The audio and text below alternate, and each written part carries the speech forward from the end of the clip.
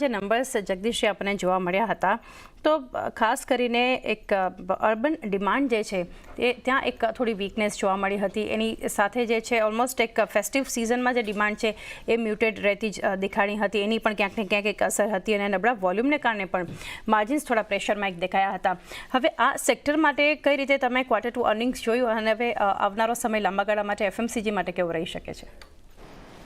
જાની મારા માટે થોડું એક સરપ્રાઈઝ ચોક્કસ હતું આ, કારણ કે આ વખતે વરસાદ ખૂબ સારો પડ્યો હતો અને જ્યારે ખૂબ વરસાદ સારો પડે છે ત્યારે ખાસ કરીને જે રૂરલ ઇન્કમ છે કે જે એફએમસીજી સેક્ટર માટે સૌથી એક આશીર્વાદરૂપ પુરવાર થાય છે એમાં અનફોર્ચ્યુનેટલી એ જાતની ડિમાન્ડ આવી નથી.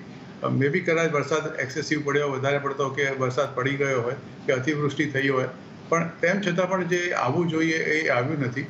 તમે હિન્દુસ્તાન લીવરથી માંડીને કોઈ પણ કંપનીઓમાં તમે રિઝલ્ટ જુઓ તો તમને દેખાશે કે દરેકે દરેક કંપનીના રિઝલ્ટમાં જે ધારણા હતી એના કરતાં કંપનીએ અંડર પરફોર્મન્સ કર્યું છે. ઇવન તમે ટાટા કન્ઝ્યુમરની પણ જો વાત કરો, લોકો ઘણા આશાવાદી હતા એના વિશે, પણ એનું જે રિઝલ્ટ આવ્યું એ પણ ડેફિનેટલી ઇટ વોઝ ડિસ્કરેજિંગ.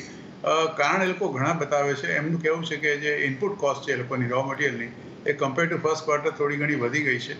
અને સેકન્ડલી એ લોકોનું એવું માનવું છે કે જે ફેસ્ટિવ સિઝન હતી એ ઓક્ટોબરથી ચાલુ થઈ છે, એટલે એના જે સેકન્ડ ક્વાર્ટરના જે પરિણામ છે એમાં અત્યારે જે ડિમાન્ડ આવી છે એ રિફ્લેક્ટ નથી થતી.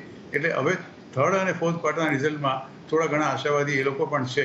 પણ એફએમસી સેક્ટર એ જીવન જરૂરિયાતની દરેક ચીજો વસ્તુ સાથે આપણે અને નાનામાં નાનો માણસ કે ગરીબમાં ગરીબ માણસ સંકળાયેલો છે. એટલે એ સેક્ટર તો આજે નહીં તો કાલે ડેફિનેટલી યુટર્ન ચોક્કસ લેશે. એટલે જે સારા શહેરો છે આની અંદર એમાં ચોક્કસ તમારે ધ્યાન રાખવું જોઈએ.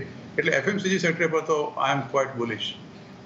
એફએમસીજી પર એક વ્યૂ બુલિશ બનતું દેખાડી રહ્યું છે, કારણ કે આ સેક્ટરની સારી કંપનીઓમાં પણ લાંબા ગાળા માટે સારી તક છે. સ્ટોક સ્પેસિફિક તો આપણે ચર્ચા